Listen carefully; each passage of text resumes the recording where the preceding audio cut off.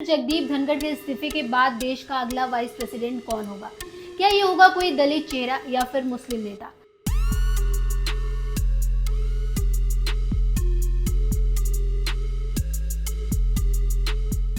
अचानक vice president के इस्तीफे के बाद से राजनीति में बवाल मच गया है और इस वक्त एक सवाल जो हर किसी के दिमाग में घूम रहा है कि आखिर जगदीप धनखड़ के इस्तीफे के बाद देश का अगला वाइस प्रेसिडेंट कौन होगा?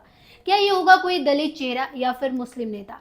बीजेपी की रणनीति क्या है और विपक्ष का क्या है प्लान? चलिए एक एक करके सारी बातें समझते हैं। अगर आपको पॉलिटिक्स में इंटरेस्ट है तो वीडियो को लास्ट तक जरूर देखिएगा। नमस्कार, मैं स्वाति पांडे और आप देख रहे हैं आपकी खबर राजनीति। 21 जुलाई 2025 को वाइस प्रेसिडेंट जगदीप धनखड़ ने अचानक अपने पद से इस्तीफा दे दिया। उन्होंने स्वास्थ्य कारणों का हवाला दिया, लेकिन सियासी गलियारों में ये चर्चा तेज है कि क्या वाकई ये इस्तीफा स्वास्थ्य कारणों से था या इसके पीछे कोई और सियासी वजह थी। कुछ विपक्षी नेताओं जैसे कांग्रेस के मल्लिकार्जुन खड़गे ने कहा है दाल में कुछ काला है। धनखड़ का कार्यकाल 2027 तक था, लेकिन उनका अचानक इस्तीफा देना कई सवाल खड़े कर रहा है।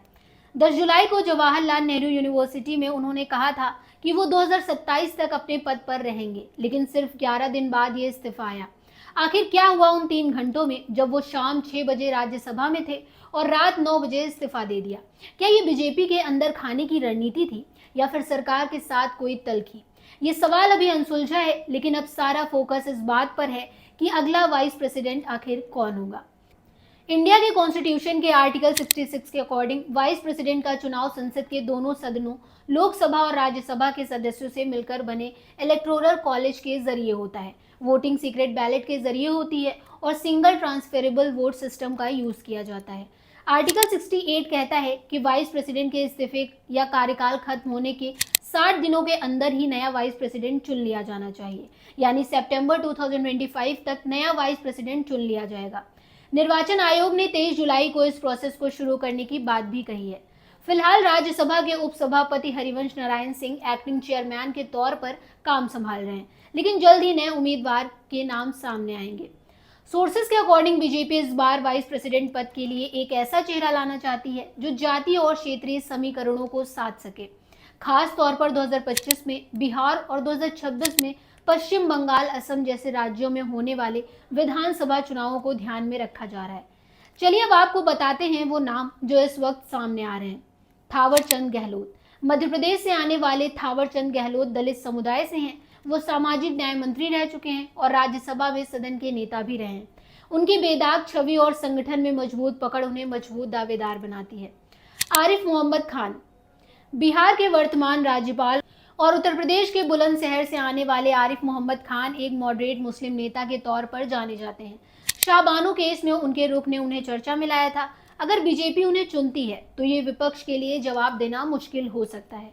हरिवंश नारायण सिंह वर्तमान में राज्यसभा के डिप्टी चेयरमैन हैं। हरिवंश बिहार से हैं और जेडीयू के सांसद हैं।